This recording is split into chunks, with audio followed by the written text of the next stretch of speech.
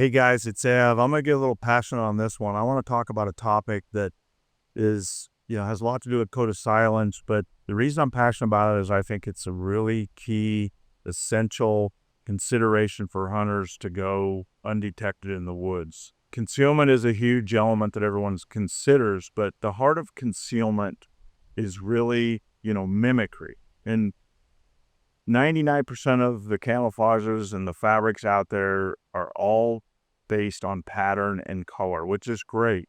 But if you're really trying to match the visual signature of the woods, you need to consider the total picture. So color and pattern matter, but light absorbance and that visual signature is actually more important.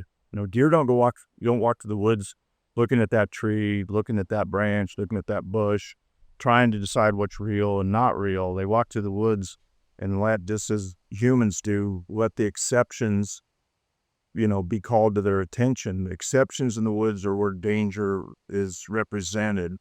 So matching the woods in total allows you to be a non-exception and go undetected.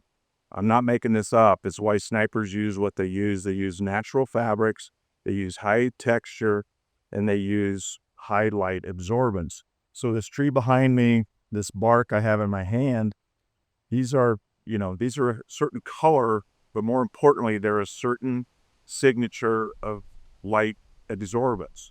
So you can't take a fabric and make it really cool colors or match the pattern of the animal, and say that's going to work for you. It gets you halfway home, but halfway doesn't count.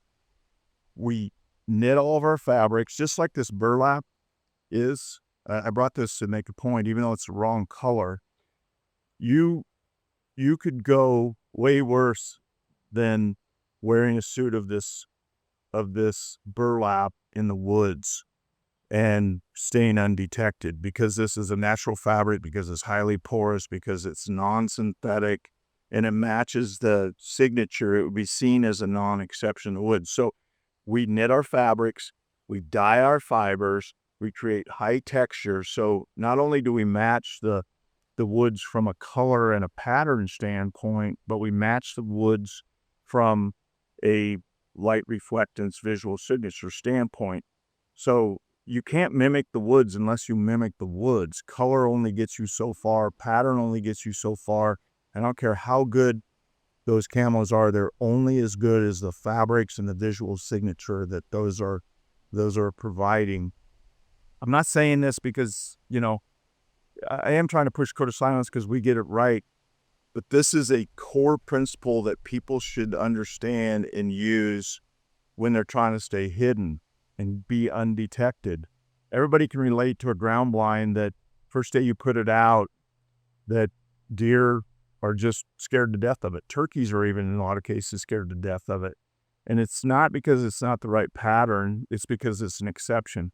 I can take a hay bale in a place where there's never been any hay bales before. It's not like they're used to hay bales, but because that texture of that hay, that visual signature feels so natural, deer, turkeys, wildlife in general feel very comfortable around that.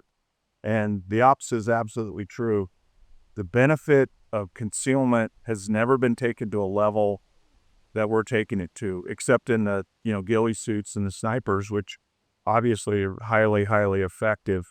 It's a big deal. I promise you, concealment at our level it makes an extraordinary difference. So whether you buy our products or not, think about mimicking the woods in all aspects from a visual signature standpoint, and I promise you will be detected far less.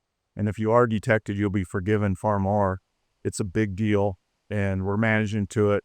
It's something you want to really think about and manage in your hunting arsenal.